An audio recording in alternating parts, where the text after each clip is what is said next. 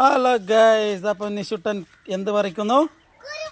കുരുമുളക് പറിക്കാൻ നിഷുട്ടൻ. നിഷുട്ടാ ആ അടിയിൽ നിന്ന് മേളക്ക പറിച്ചില്ല, അങ്ങനെ പറിച്ചു.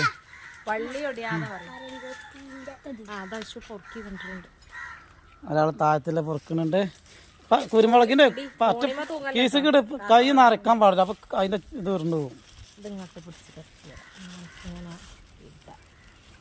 അവനെ കിട്ടൂല, സാധാരണ പറിച്ചാൽ മതിട്ട്.